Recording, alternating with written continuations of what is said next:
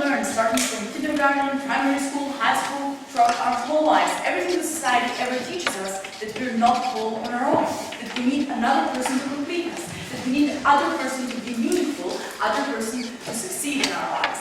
What we want to prove you today from the side of the government is that this is completely wrong, and that what we need to do is to counterprop this thing that the society has made us into, that we have to teach our children, make our children believe that being single is not only good enough, that it is even better, that being on your own, living with yourself, and being happy with the way you are on your own is the best way you can actually go through life. Now, how are we going to do this? We're going to teach our children that not love is bad, not sex is bad, not every kind of any feelings you have towards someone is bad. No, but being dependent on someone is bad. Being forced and being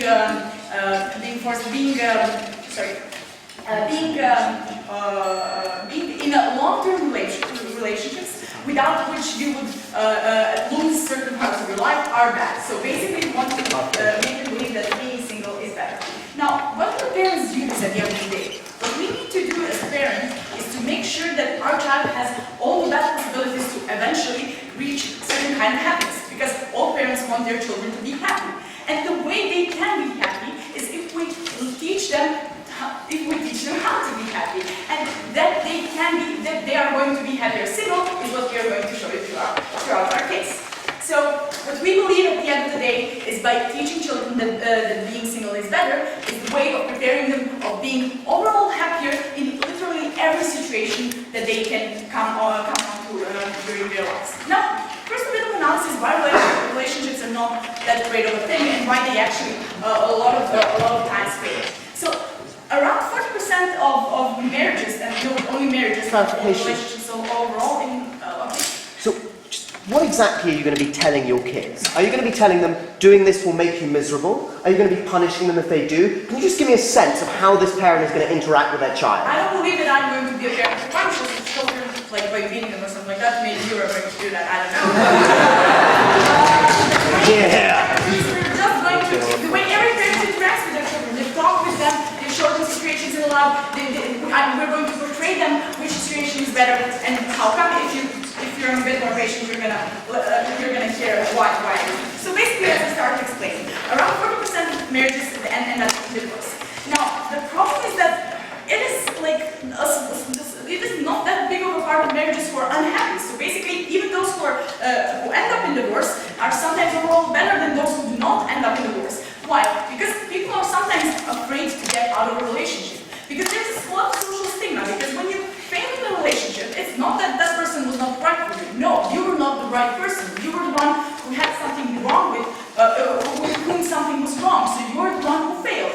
And you failed yourself because you were not as good as you should be. You failed your family because your family expects you to have a marriage. Your family expects you to have a good life with a lot of children and to be a complete person and to find someone who fulfills you.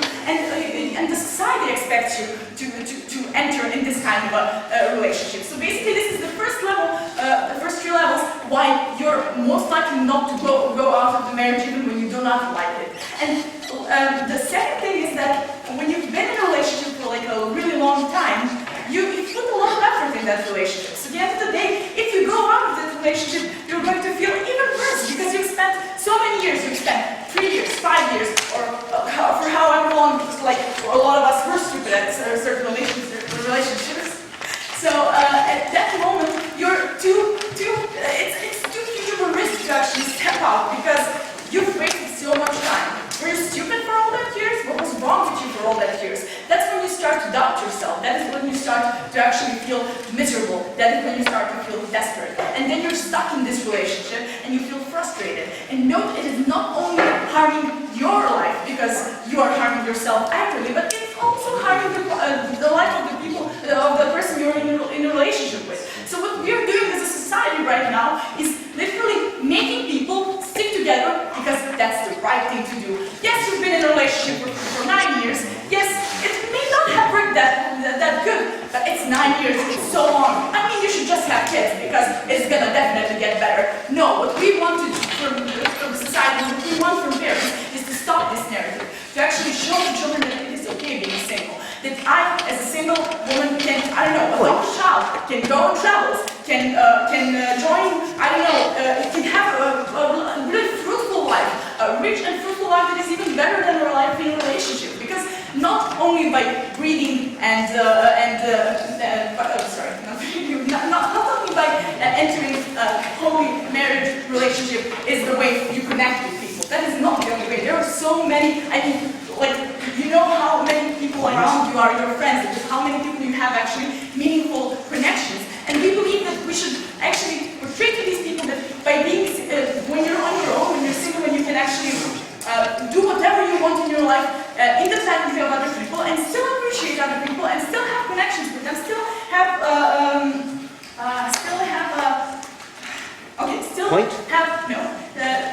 at that moment you are going to be happier because we believe that they are going to be happier.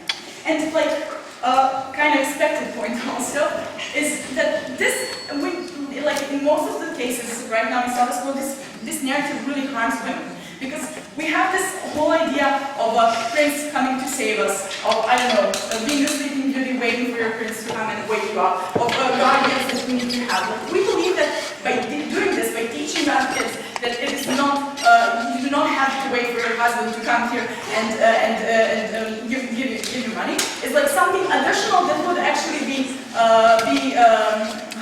positively influenced on by actually changing the mindset of future generations.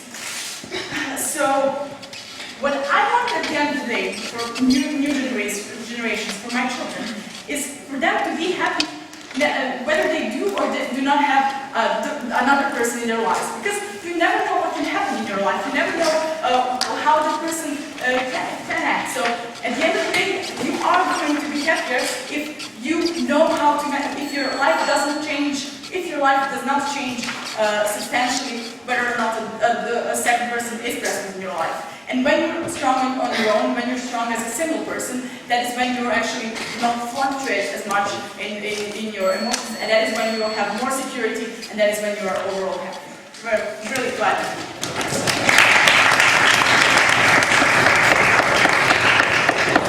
I thank the Prime Minister and welcome Leader of Opposition.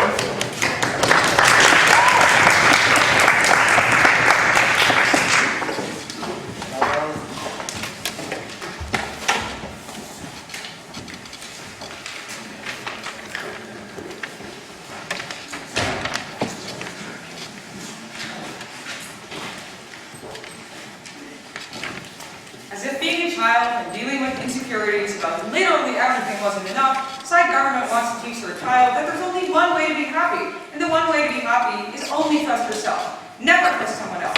They will hurt you. They will leave you.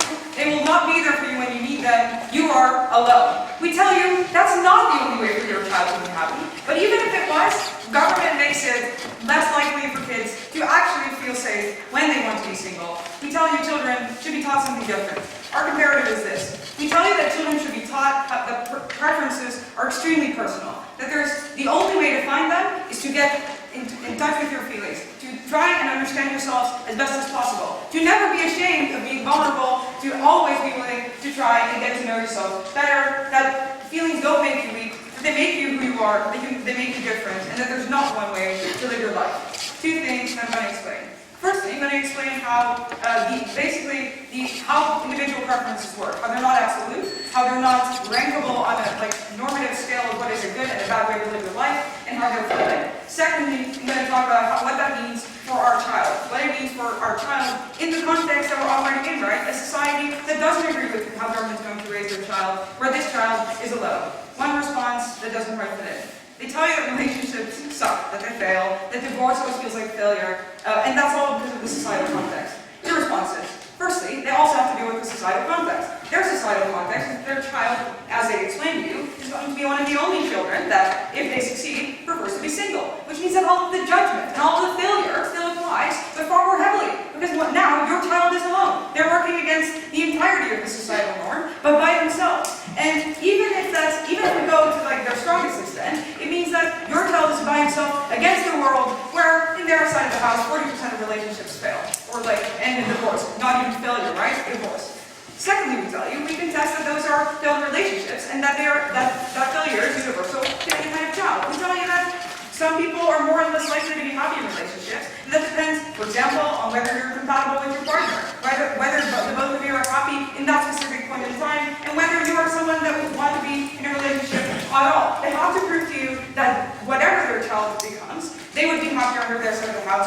We're going to deal with both scenarios. The scenario in which they are confirming a child that would have wanted to be single either way, and the scenario that they have to deal with a child that actually has different preferences.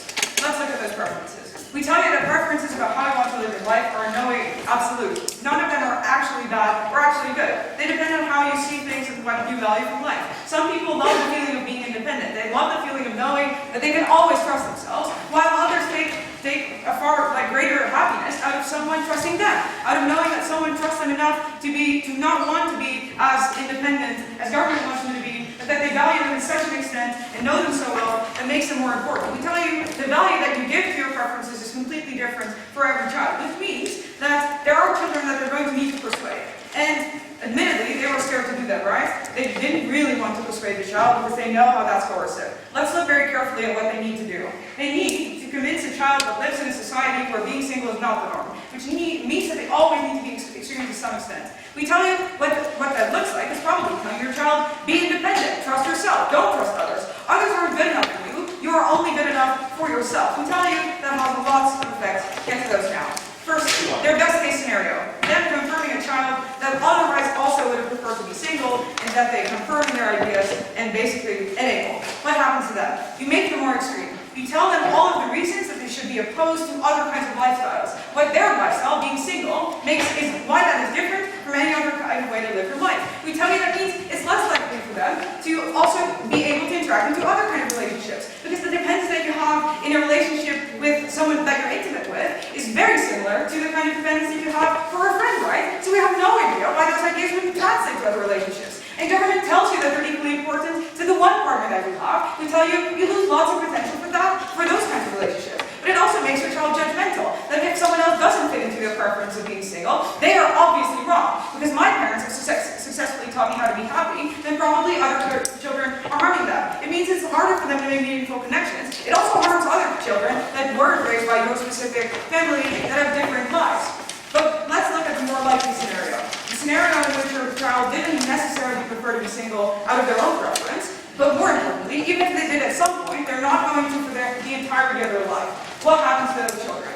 Firstly, those children are coerced into searching for happiness in only one type of life, only single life. It means that they can never feel happiness when in another kind of relationship, because then they know they're doing something that their parents taught them was wrong. They feel guilty. Why did I feel happy if I'm not doing what my parents always told me would be right? If I'm doing something that I've always been told is not a good way to live? I tell you that means that even if they break out of this idea that their preference was a good one, and are able to find a meaningful connection with someone, they'll never be as fulfilled as they would be in the right opposition. And there's more harms, but I'll actually take it to our section. So, given parents necessarily affect the preferences of children one way or the other, surely all these harms you're describing happen on both sides of the house. They're either judging single kids or relationships. I'm going to get to it. That was a great question. Right. The second part, we tell you to make children unnecessarily unapplicable. Because even if we believe that children have like a 50-50 division over being inherently placed under government side of house of preference or our side, they're making children go against the societal norm, which means that they'll always have to defend themselves, always have to fight, always have to explain why they so badly want them to be different. If everyone has accepted that that is not the right way to live, that there's a better way to live, that everyone is taken into account will always make you happier. We tell you that means that they can never be at peace with themselves. Whether they're fine a meaningful relationship or stay single like government wants to, they'll always be less safe, they'll always feel guilty. What is our comparative? We tell you that we can teach children different things. We can teach them to take the time to understand themselves, tell them that feelings are legitimate and never wrong, which means that we tell you it's far more likely for them to want to spend time and understand themselves, and not just follow their parents blindly. But even if you want to deal with government's best case scenario, showing you will teach them something else, then we tell you that we're not going to teach them anything about preferences. That is already less coercive than what government does. Teaching you not only that there's only one right way to live your life, but that right way to live your life is incidentally different from all other people in society and what they believe is the way to make yourself happy. We tell you, understand opposition, you get a few things. First, you get an actual way for your child to experience what makes them happiest. Not just today, not just in a week from now, but when it changes to be able to accept that they are then different from what you've always told them that they need to be. But you also get a child that's able to make meaningful connections in different ways, doesn't feel guilty about every move they make. For those reasons, vote opening opposition.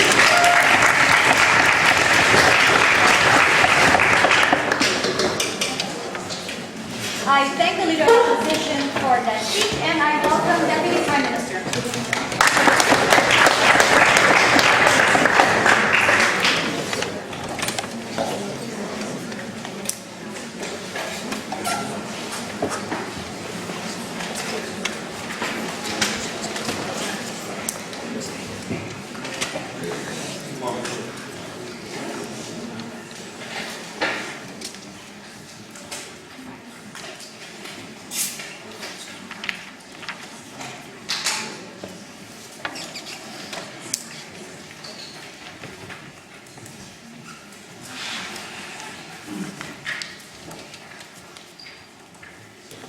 According to the opening opposition case, you should never have any coercive way of teaching a child to any identity, because anything which will influence them might just make, because we might don't know their preferences, and therefore we should just teach them to be like everything is okay and everything is equal. However, what we need to prove to you from side of the open government is not that in every single case the thing that the long-lasting relationships, monogamous relationships are going to be bad, but rather than probabilistically and to which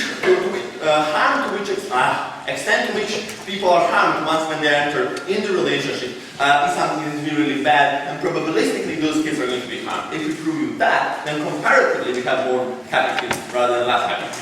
Okay, one point of understanding why most of the why structural reasons how monogamous relationships, something they're talking about, long-lasting relationships, are coercive and make you actually feel miserable. That's going to be my substantive. Before that, I'll deal with the rebuttal, but hoping it'll be such. Point number one, I said, why have no narrative saying it's equally good to be single and equally good to be not single? Well, a couple of reasons. We believe we should have a strong counter-narrative that is categorical imperative. Something that Nemeka was talking about, completely disregarded by the leader in the speech. From the culture that you're living on. From the community that you should go in the long-lasting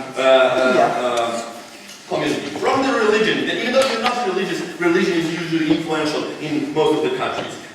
From the pop culture and culture in general, even like the old culture and the new pop culture. Usually, lots of the ideas like pop culture, they end once when the people enter the long-lasting relationship. Meaning that there's something that is at the end of the line, and there's something at the end of the searching for the happiness or something like that. So you have a lot of the narratives from the other side push your child to be coerced, actually, to be in the long-lasting relationship that is sustainable. We prove to you that empirically, and for many structural reasons, that's probably going to fail.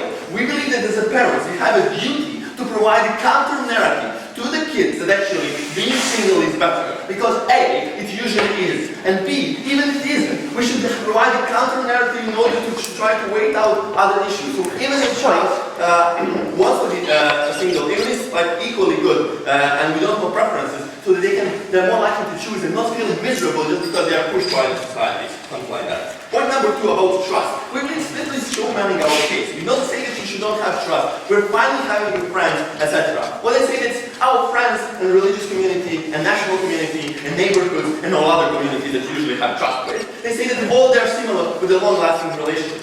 No, you usually don't have to live with your friends as it is perceived that you should live with your spouse. Secondly, you don't have to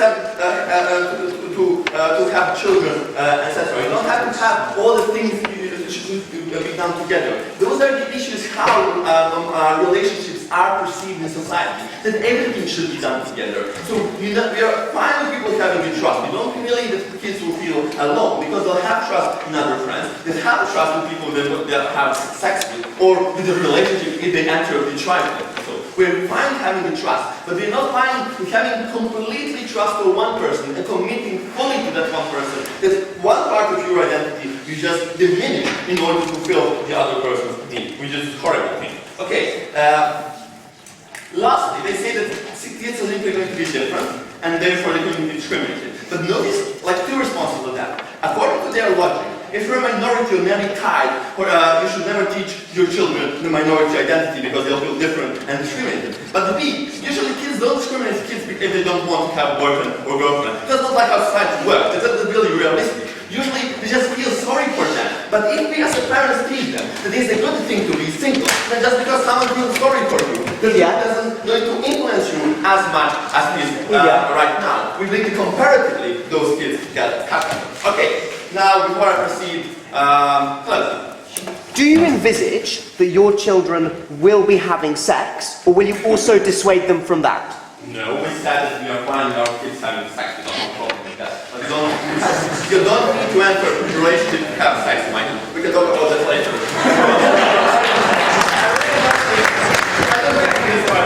Sorry, product construction. Why most likely relationships are coercive and barefoot? One, it's really hard to find a person that suits you that much, that actually shares lots of your values, that shares lots of your things, for example, whether you're vegan or not, whether you the same religion or not, whether you believe that you should raise your kids gender neutrally or not, and all the other things that might be really important to you and might not be important to the other person, or that you have completely conflicting issues. It's really hard to find because all the people are just different. Secondly, usually it means that you either don't find that person and feel miserable precisely because of the reasons how society treats people who are in a relationship. But moreover, we believe that you enter the relationship and make a compromise that are basically that makes you feel miserable as a person. For example, where it's not just compromises when you go to vacation or something like that, but compromises like, for example, where should you live, how should your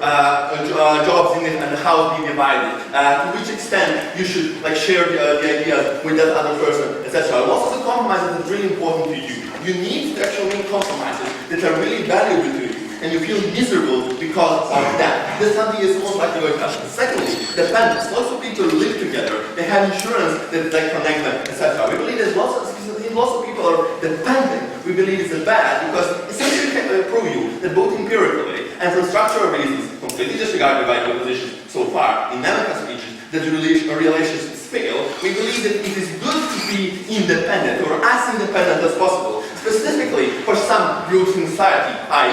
women, that usually are perceived that they should have some safety net as a white prince or whatever. We believe that for that reason, usually that there are structural reasons like housing and insurance that makes you dependent. It's really better, and since most of those relationships fails, it's good to be independent because you're more likely to feel your happiness. Finally, what we want to have as in the opening argument case, we proved you a couple of things. Firstly, that in most scenarios, being single is much better, and much less coercive, and much easily talked out, rather than once when you are in the relationship. But B, even if it isn't, simply because people are different, because something is opening a business ad, and since we have a strong counter-narrative that you should have a long-lasting relationship, we should provide a counter-narrative by the parents in order to bring out and to everyone has their preference. We are very proud to propose this program.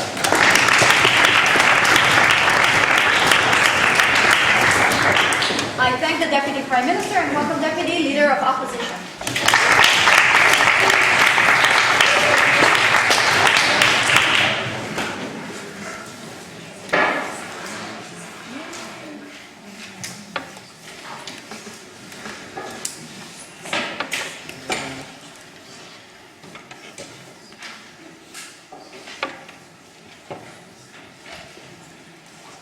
On the left top of this room, there's a girl sitting, Nina. And I was on a holiday with her and she felt horrible. She felt ill, she felt slightly hungover, and especially very tired. And even though we were close friends with her and we cared, there was only one person she really wanted to talk to. One person she felt safe enough to admit she was hungover, not necessarily sick. One person she felt safe enough to explain to how horrific she felt, and that was her boyfriend, Ivo. We think relationships are valuable. We think having an extreme narrative as parents is coercive. We think that's wrong. I'm going to talk about a couple of things. First of all, I'm going to talk about whether it's hard to leave somebody or not, and whether that really matters in this debate. Secondly, I'm going to talk to you about the narrative of you need to be in a relationship to be whole. Lastly, about why we think, even if we have to defend going along with social norms that relationships are good, that we think will win this debate. First of all, hard to leave someone. One, we think many people will still get in a relationship because society tells them to do so because they fall in love. We think it's harder for those people to leave their spouse. Two reasons. First of all, because they feel they've lost part of their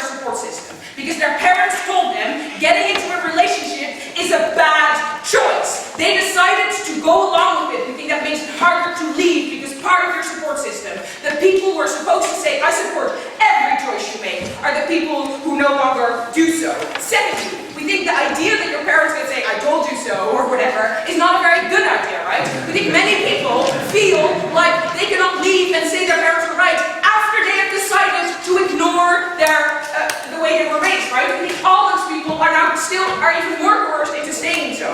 But we also think that people who have relationships are more likely to have bad relationships. My mom once told me, if you go on a date and that guy tells you, I have to pay for the first drink because my masculinity otherwise will go down, she said, that's not a guy you should date. That was great advice, right? We think if you don't talk to your children about healthy relationships, about healthy demands, about healthy boundaries, it's difficult for those children to find out anything themselves. And the proposition, they have to fall down every single time and their parents don't protect them from that. We think it's difficult to say, if you do these things, you'll have a healthy relationship, because at the same time, you're telling them healthy relationships are not very common, right? We don't think that will work. Thirdly, we think that if they're so worried about people in a relationship lose their individual touch, perhaps you should explain that you can be in a relationship and still be an individual, right? We think those are things that are common and that are happening. We think the idea that as soon as you get into a relationship, all your personalities just like stop and you become part of that duo is offensive and untrue. Moving on to why you have to be whole to be in a relationship. That's not what we're telling you. We tell you relationships can be valuable for you and can be a very valuable addition to your life. Just as going on a holiday can be a valuable addition. Just as good friendships can be valuable additions. What we think they're doing is saying, you're on your own. You don't have anybody you can trust 100%. There's nobody that you should feel so safe with that you're willing to become dependent upon that. We think that's bad. We think the idea that you cannot ask for help because people are not always there for you is wrong. We think it's wrong when it's about parents. You should teach them that we should teach them that they can always come to us. But we also think that it's other people. I can become very dependent upon someone. We think that's fair. We think you have the right to ask for help. We think these parents are neglecting this. Moving on to being single is better. 5 points in this. First of all, we think other people will try to get a relationship. That might not seem like much, but it means that other people start building relationships with, not with you, right? Because you're a friend, for example. If you can be a very good friend, we think they'll, for example, move in with their spouse or move in with the person they love. We think that means for people who are single, it's more difficult when they're 40 instead of students to walk into a house and have someone to tell their story to have someone that they feel safe with. We think that's something that happens because of the context of society still pushes many other people into relationships and still many other people actually choose to become part of a relationship. Secondly, we tell you that you are in a relationship with friends. Oh, the PM stands up and tells you, we will show them stories of love. And then from that story, you have to deduct that being single is better. So let's just see how that story probably goes. There's a very nice couple, and then the husband or the wife, I don't really care, does a horrific shit, and that person cannot be trusted.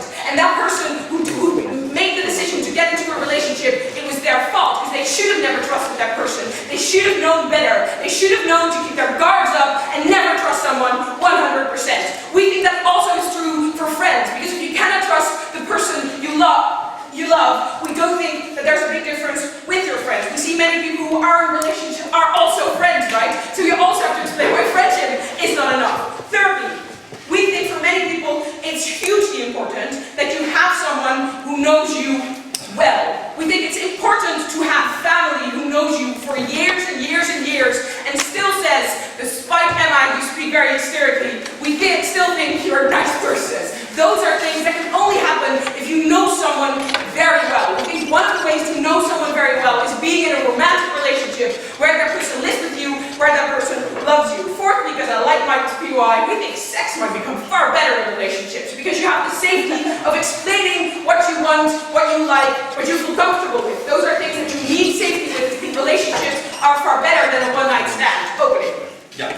If it's so, when it's more if you have problems in a relationship and you want to opt out, when you're more likely to opt out from that person's relationship? Now, when parents tell you, oh, relationships are good, they're categorical imperative, or if the parents tell you being single is the better thing. You're more likely to opt out when your parents tell you relationships can be good. That's not the type of relationship that you should go for. We think you're unlikely to opt out if you have to fight your parents and feel like you have to stay with that decision. Fifthly, sometimes sucks because people shame you, because people say, why don't you want to be in a relationship? That's specifically true for women. We think it's fine if you make that choice, but it's a choice you should be able to defend. I can explain why I don't want to be in a relationship because it's a conscious choice I made. It means I'm stronger against society to explain my choices and to explain my decisions. We think it's more likely that that will happen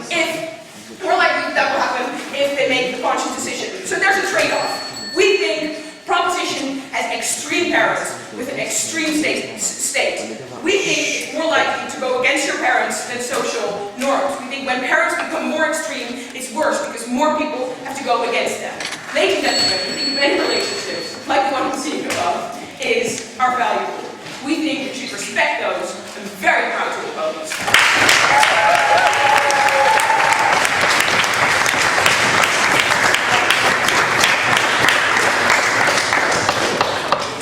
I thank the Deputy Leader of Opposition and all the speakers in the podcast, and I welcome Member of Government.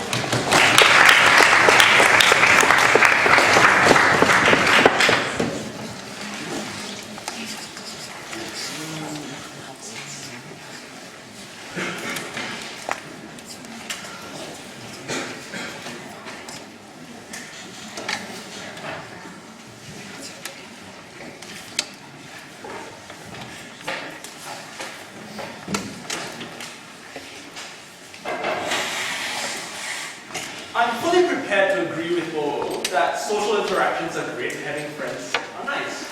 That seems to be the bulk of their case, that it is a good thing to share close relations with people, but somehow, right at the end, there is the assertion that this can only happen with a relationship. This is what we dispute. The specific point of our extension is that relationships are a formal status, they are a formalization of all the reasons you care about someone else. And the pursuit of that formalization, as opposed to caring about those reasons, is what creates a harm in society. To that end, we're going to explain what relationships are, why that's the best. Before that, one quick point of refutation.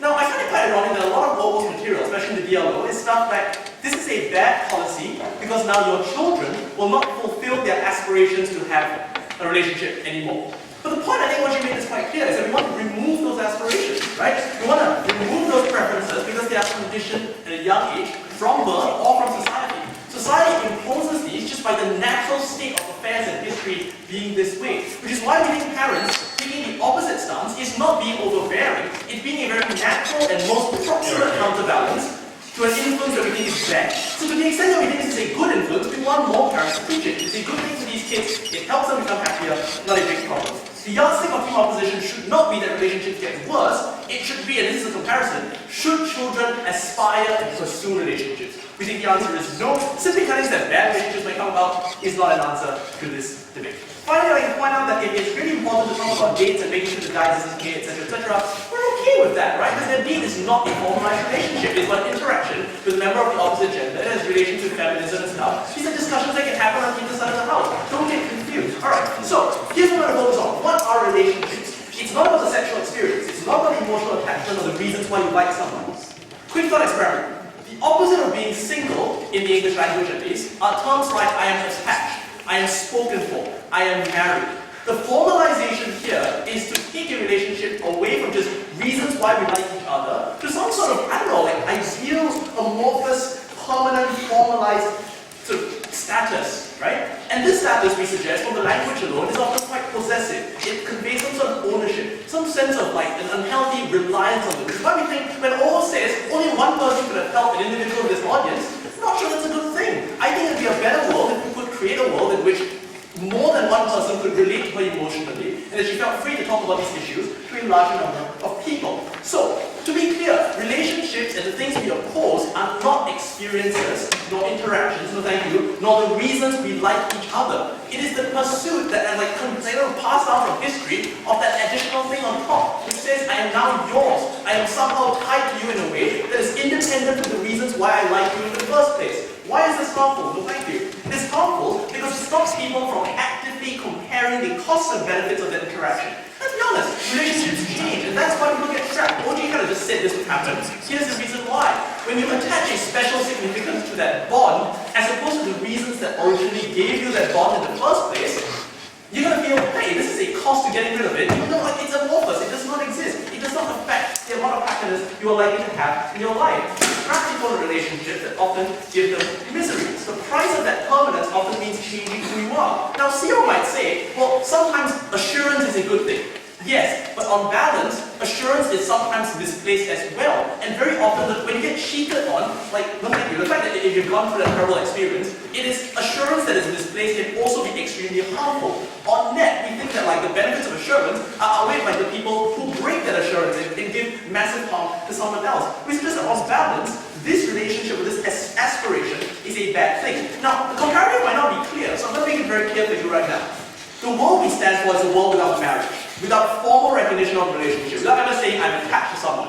It means that every time I seek your interaction, or your sexual pleasure, or an emotional connection, I'm asking myself, is this the person I want to be with? And the person likewise asks himself or herself, am I the person that he or she cares about? There's a constant renewal and vigilance about these reasons. There's a constant awareness of the reasons why you have these relationships, which A, means you're less likely to get cheated on, or like, you're less likely to blind yourself to the fact that a lot of the reasons that made you close in the first place have gradually ebbed away. It makes you more vigilant, it makes you like sort of more renewed and stuff. Now, Omo says, there's better sex. On the contrary, no. All the worst sex that borders on marital rape happens because you take for granted, because you are in a relationship, this is something you deserve and it's something you have been claimed to. We would far prefer a world in which every single interaction is based on consent, is based on seeking emotional connection at that specific point in time, as opposed to like some amorphous thing that was created in the past because we said like, yeah, it's so steady, and the answer was yes. Go ahead. Some people may love a relationship where they're constantly assessing each decision and thinking, how does this make my partner feel? Other people value that stability. Why do you tell them that one of those things is more valuable than the other, rather than letting them make their own choice on this very subjective question? Because, and I'll get to this right now, the point is, these preferences and the good they deliver, i.e. of your desires being satisfied from having a stable relationship, is a happiness and a form of desire satisfaction that would happen on our side as well. And this is the third and final dialogue section. How do desires link to happiness? Your life is fulfilled and you feel happiness, which I presume is the good of their taste thus far, i.e. happiness, good, happens when you meet your conception of the good life. And your conception of the good life is defined by a set of goals you think are relevant to you as an individual. Meeting these goals does not give you a higher or lower form of happiness. It makes you happy. Empirically, for example, individuals from different countries with different material standards of living and well-being nonetheless can report very similar levels of happiness, because happiness as a concept is not based on absolutely what you have or what you've obtained. It is relative to what you think is normal, what you prefer, and again, these preferences constructed at a young age. That's what our policy aims to change. As a result, meeting these goals gives you happiness and fulfillment.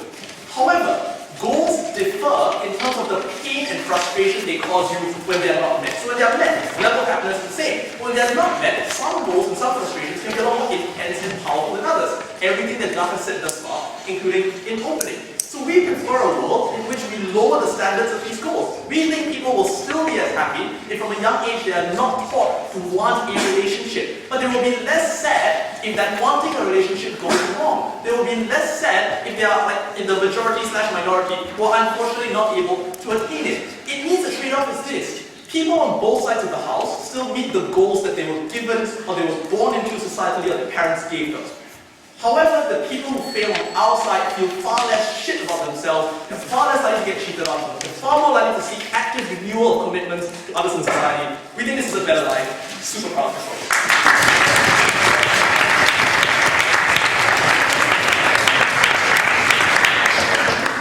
I thank the member of government and welcome member of opposition.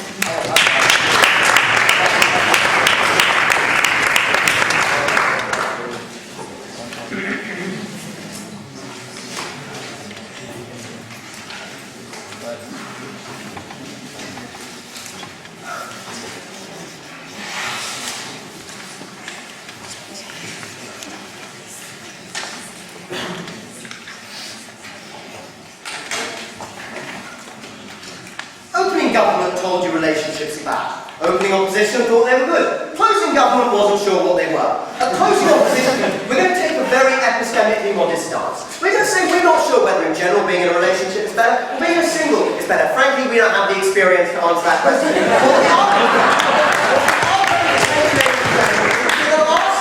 People have the optionality to make that determination for themselves, with two extensions. First, we're going to make the claim that over the long term, your desire to be in a relationship is likely to be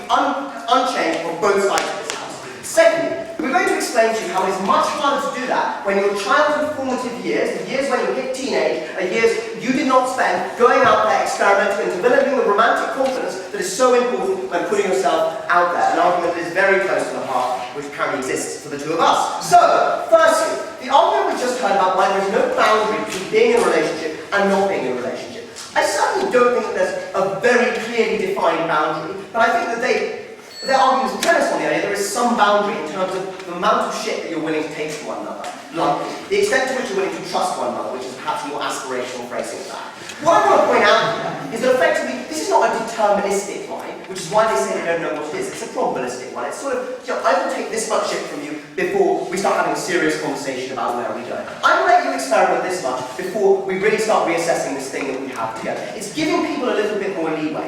I think this does mean there are a number of things that they can do much more on our side of the house than theirs. Firstly, you're much better able to just feel that you have the trust of someone. To feel that no matter what you do, no matter how you fuck up, there will be someone who is there who loves you very much. Now, it might be the case that that means matters less to you than having someone on the other side who is constantly responsive to your needs and is never going to take any liberty with you. But ultimately, I think that's an assessment that individuals genuinely can make for themselves, and I'm not sure there's one overwhelming preponderance of evidence or argumentation one way or the other. Secondly, you're much more willing to experiment to the point at which you know your partner is constantly judging every individual reaction as doing a mark-to-market on your relationship, rather than to make an important social and personal commitment to sticking with you. Thirdly, you're just not constantly second-guessing yourself. I think this is a really big point, right? When you've made a commitment to one another, you're no longer in this mode where you're constantly trying to impress that person so that they stay with you, as opposed to looking elsewhere. I think that's actually a very important thing, because it means that you've not constantly got this voice in the back of your head saying, oh my god, am I not talking that right? Oh my god, am I talking right? Oh my god, am I not hearing out? All of that, which I think is a great problem for a great many people, something that does go away when you make a commitment to one another. Am I saying that this is always better? No, I'm just saying that I think that actually there are benefits to both sides. It really comes down to the person, to whether or not you enjoy that sort of mark-to-market of your relationship constantly, versus this idea of stability and trust. Secondly, we were told that there is a huge gender disparity in relationships. But what's the comparative here? People are still having sex, as the government point out. Presumably they're still having children, because one doesn't have to follow from the other. What does this mean? It means you are not comparing no child, no sex, to child and relationship. You're comparing children, sex, and no relationship, right? Two reasons this is important. Firstly, there's a huge degree of social stigma, unfortunately, attached to women who have sex outside of relationships. This is unfortunate, nonetheless, it's excellent. Secondly, if you're talking about career difficulties, it's much harder when you're a single parent, by virtue of the fact you are always responsible for all of the caring, and if the man is a lazy shit, hopefully he will do a bit. Thirdly, you're much more likely to face discrimination on the basis of tropes. You're frigid and cold, you can't have a relationship, which is something that very many women who choose to prioritise their career over their families have to face. Finally, they say, and I think this is actually really odd, you need really big pressure to counteract this huge social norm. As if the way people think is, well, social society is giving me +5 in the relationship count, my parents are giving me -5, therefore I'm about 0. I genuinely think the way people think is not by superposing arguments on top of one another and coming out to the right place, but rather by thinking, what is the most plausible characterization of how I should see this? And I think on our side, we're just giving a much more plausible characterization, which is there are some costs, there are some benefits, you can lay them out for you, and then you're going to make your mind up. I think that means children are much more likely to come to a reasonable position rather than your side, where they give them polarizing views and kind of end up picking one of them. So, firstly, why are relationships over the long run likely to be equally desirable on both sides in this debate? Firstly, it looks fucking great. I sit there and I watch Facebook photos of Nika and Per, of Olivia and Martin, and I sit there and I feel deeply insecure and alone. And this is something as you grow up, as you move on past adolescence into early adulthood, you see people making relationships, you see PDAs, you see photographs, you see them celebrating their anniversary, you see the good bits. You don't experience the bad bits because you're not in that relationship. You just see the best parts of it and you feel very insecure. And that's much worse when you're not in a relationship with yourself, because you don't get to feel the bad bits, you just see those good ones. Secondly, I think there is a gradual decline in parental influence as time goes on. I think everyone here who's had kids or even met a kid knows this. But I think the more important thing is that when you start seeing these images of how great relationships are, you kind of feel you've been duped, which means you react against what your parents said, much more than if they're just giving you something reasonable to begin with. As long as that desire not only attains over time, it actually intensifies because of the juxtaposition between what relationships are really like and a pretty perfect image you see from Per and Nika. Closes. So we agree that you only see the good bits. That's why our proposal is that parents should tell you about the bad bits that happen behind the scenes, so you can make a better decision. Yeah, so our proposal is also that, except we're not telling you the bad bits are more than the good bits, right? That's what prefer means. So, finally, why is it that kids will lose the optionality to adjudicate between these two options when they enter into adulthood? And this is very crucial, because there is that time in early adolescence, late adolescence, when you're really starting to explore and develop your romantic identity for the first time. On their side of the house, that does 4 reasons. Firstly, your parents have told you that this is not a preferable state of being. I think that it is worse to be in a relationship than to be single. I think that does mean you're just less likely to try and take a relationship and crucially take social risks, and it does take social risks to open up someone for that. Secondly, I think when people are young, they think of relationships in a sort of teleological way, like this idea that we're going to be together for the rest of our lives. That's obviously bollocks. It's understandable why teenagers think that way. When you've been told that being together for the rest of your life sucks, you're going to be less willing to do it in the first place, and less willing to tell your partner that's what you want, which is often a way that teenagers end up in love. Thirdly, because you trust your parents, you've never been in a relationship before, you're just going to be less willing to take the risk because they've been there, you haven't, and they have you. Fourthly, it's just worth emphasising again, aspects of relationships often ritualised around parents. Meeting your parents is such a big thing for us. When your parents have told you this is not a good way to be, I think you're going to feel very underconfident about that, and that might be a breakpoint in the relationship. What does this mean? Two things. Firstly, you don't have to be a relationship. Secondly, to the extent that you have them, you're going to be constantly second-guessing yourself. You're not going to feel confident in doing it because of what your parents have told you. So it's unlikely to get very far. What does this mean? It means that when everyone else is settling down, getting into couples, you're seeing those Facebook photos, maybe they're having their first kid, maybe they're having their first anniversary, you are there alone. And the worst thing is you think everyone else has experience in this, everyone else knows what this is like, everyone else is confident. You sit there, self-conscious, insecure, having never been there, having never done that, thinking, this person knows what it's like. I don't. Are they judging me? Am I doing this wrong? You never have the confidence to put yourself forward in this way, or else it's like to. And that means that even if you want to be in a relationship, even if you want to get behind Karen Egan's Facebook photos, you don't. Because you just feel that you're inadequate. You feel you don't know what it's like. You're emotionally stunted. The only times you've done it, you fucked up. And that's what your parents told you from a very young age. As that desire grows and grows as you get older and people get happier and come together for a long time, that hurts, and we know. Proud to stand in opposition.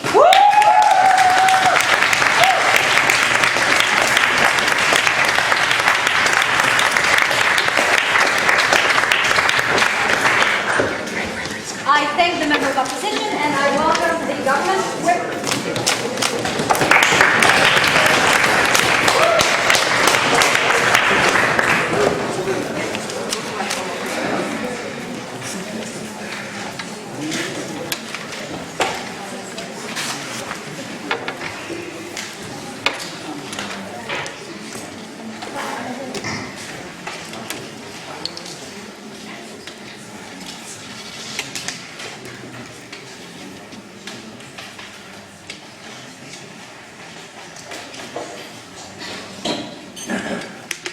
What Tekwe brought you, and what Michael didn't respond to, was a specific analysis on happiness and what fulfillment is, and how being fulfilled and happy is always relative to the preferences or goals you actually have. As a result, the people who meet their preferences on both sides of the house will be equally happy. The difference between the two sides lies in the possible costs of pursuing those goals. And Tekwe brought you some specific analysis as to why there are certain unique costs to attempting to get into relationships but failing, which don't accrue on the other side. Therefore, as responsible parents who want our children to be happy, we should try and cultivate that particular preference. So 3 things in this summary speech. 1, the autonomy myth and why it can never be the case that children can freely choose their preferences in the way that both opposition teams want. Secondly, so go over back again the analysis of happiness and why we will be equally happy on both sides of the house if things go well. And then thirdly, an analysis of the costs and why we'll be uniquely miserable if things go badly on their side of the house rather than others. But first, we're going to respond to what we just heard from Michael. So, first of all, a lot of his analysis about why people really want relationships to be miserable if they can't have them depends on whether or not a person would enjoy the relationship or not. He said it depends on the person. They might want relationships. We quite agree it depends on the person, but the premise of this debate is that we can change who that person is. The point is we can decide whether or not that is a person who wants to enjoy relationships or not. But if it also takes out on op analysis, their assumption is person wants a relationship, can't have it. No, that's not what we're defending. We're changing whether or not the person wants the relationship in the first place. Secondly, Michael said, oh, people can learn from other relationships and they'll get that message no matter one way or the other. Exactly. This is why there is no wonderful middle ground that closing opposition wants to get. If the parents don't do anything, the parents don't try and counteract the social effects will generate children who want to be in relationships and generates all of the kinds of frustrations that Michael says are flipped around. You don't have that mid-ground by his own logic. So those are 2 specific points of rebuttal. Next, the autonomy myth. So both opposition teams prefer children coming to their own decisions about these things. To the extent that's possible, that's good, and we would support it. But no matter what happens, parents and societies necessarily affect the preferences of children one way or the other. They're kind of imagining the way, particularly open opposition, imagine the way we do that is we have kind of rational, hectoring debates with our kids saying relationships are bad, relationships are bad. It's much more subtle than that. So children of single parents typically much prefer to become single parents themselves. That's their reported preferences. Similarly, children of married couples tend to say they aim for marriage. The point is that no matter what happens, parents end up influencing subtly the preference of their children. Example 2, the films you watch. You show them films where always the characters get married at the end. You're telling them that's what success looks like. If instead you now show them films or stories where single characters get win at the end and don't need a relationship, you're taking their preferences the other way. And a moment, another one is religious influences. What kinds of things do you teach them one way or the other? Why is it that religious kids often want to get married more? Their preference is informed by their parents. This happens necessarily on both sides of the house. Closing.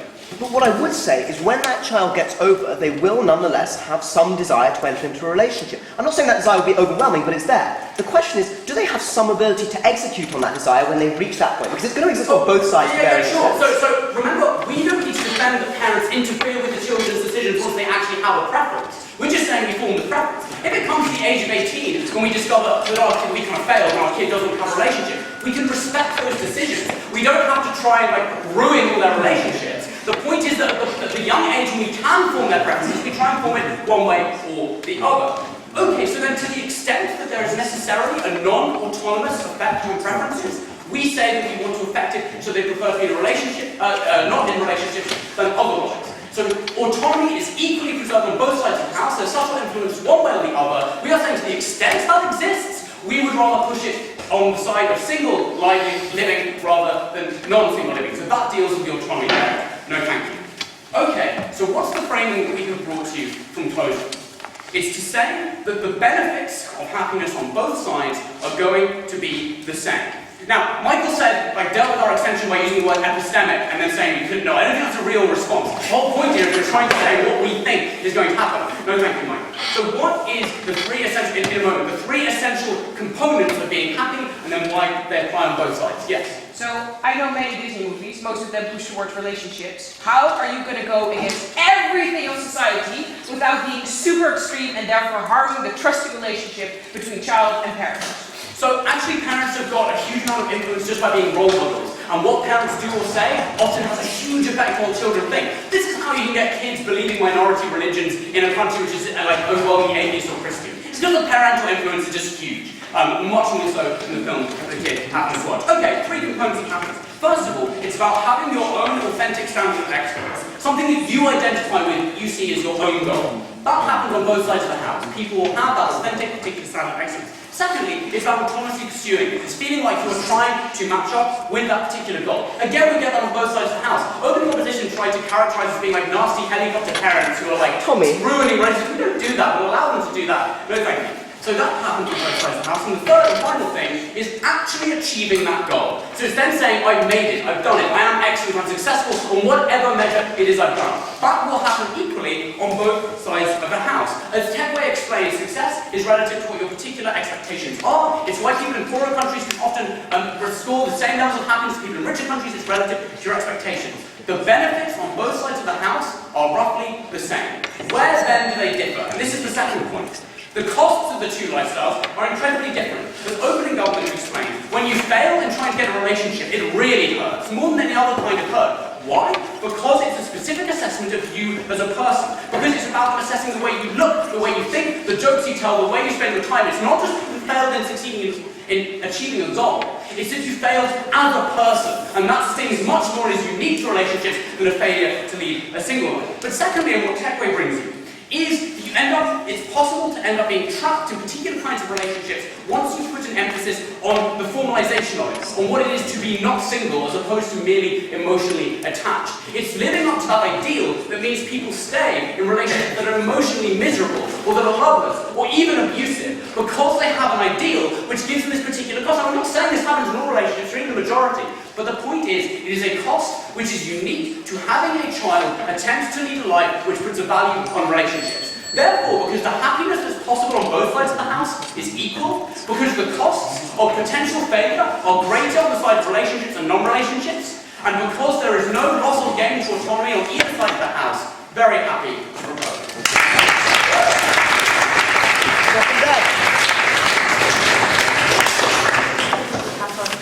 thank the government whip and welcome the opposition whip.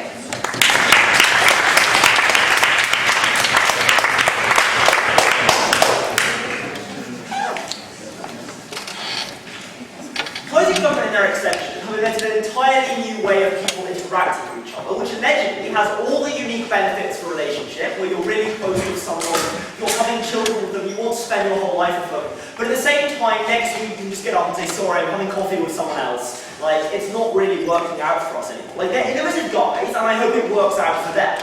But it doesn't work out for other people, and it doesn't reflect the reality, which is the unique costs of a relationship only come because of the unique benefits of a relationship. The two are intangibly connected. They're tangibly connected. They can't claim there is some perfect world where you can have all the benefits but none of the costs. And that's what's crucial, because ultimately relationships are fairly ambiguous things, about which, as Michael told us, we are epistemically modest. We want to be able to equip people to make decisions in the most informed manner, rather than telling them they can access benefits which uniquely accrue to relationships without those who can't. So 2 points in this summary.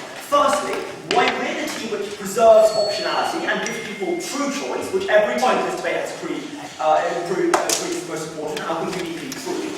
And secondly, what we think the comparison is between closing government insecure relationships, which they give a different label, and real relationships which people could choose to interact with in an informed way. For that one crucial point, which there is an enormous contradiction between the element of Techway and Tommy's case, where they claim, oh, there's only some impact, we're just counteracting the way that children currently see relationships. Don't worry, we're counterbalancing the present in favour of something a bit more neutral. And the other part of their case, when they say, but culture is relative, and therefore we're bringing up these children in an entirely different culture, and therefore they won't be affected by the harms of not having a relationship, because they won't expect them at all in the first place. Half their case is entirely dependent on having very little influence. The other half of their case is entirely dependent on having an enormous influence. We would make the reasonable claim that parents have some degree of influence, and that's what our extensions premise on. So firstly, in terms of preserving optionality, we recognise that parents have some influence, but that is an influence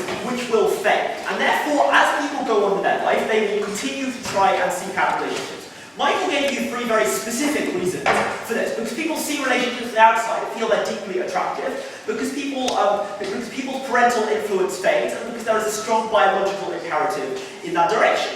They were never directly rebutted, apart from to claim that parents had enormous subtle influence and could read up Wikipedia articles of every Disney movie and therefore find out what the messages were going to be for their children. Ultimately, at some point you stop watching those Disney movies and you make your own choices, and that's the point where people start to want relationships but have been left without the tools to make the assessment successfully for themselves. What the fundamental problem is that people's skills for forming relationships and the way they conceive of no thanks are formed in the period of their life where their parents do have a substantial degree of influence. So when you know that taking someone home is always going to make your parents look at you and think, oh, they're not really needing my advice, are they? All that work on Disney movies is sort of wasted.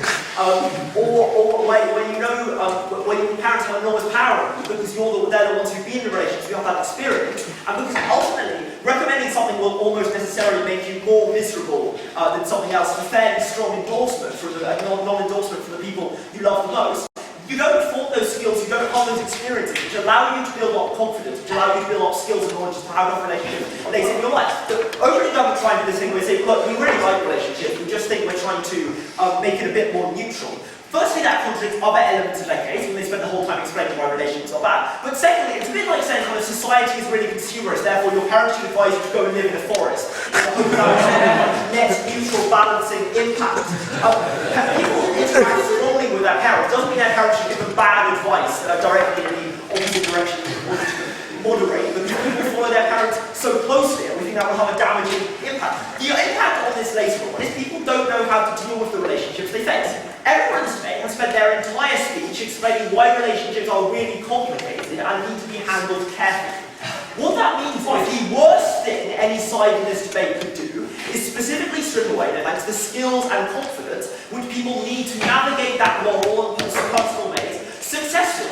And that's what we uniquely demonstrated in closing opposition, which people do, because you don't have that confidence, because you never had the relationships before in your youth, and also because you don't know, you don't feel able to do so because you don't have the skill base. And what this means is that people slowly face a diminishing of their opportunity to do so, and they watch other people have opportunities they never faced. Now, maybe some of those other people are made unhappy because they handled those opportunities bad. Some of the young people also derive immense pleasure from that. We don't think parents have the right to decide at the age of 5 when they're deciding about whether the ending of Peter Pan is appropriate or not, whether their child is the correct person to be in that sort of relationship, or whether they'll fall one way or the other. Ultimately, it'll be different ways in different people in their life. Give them the skills to decide for themselves when everyone agrees it's so complicated.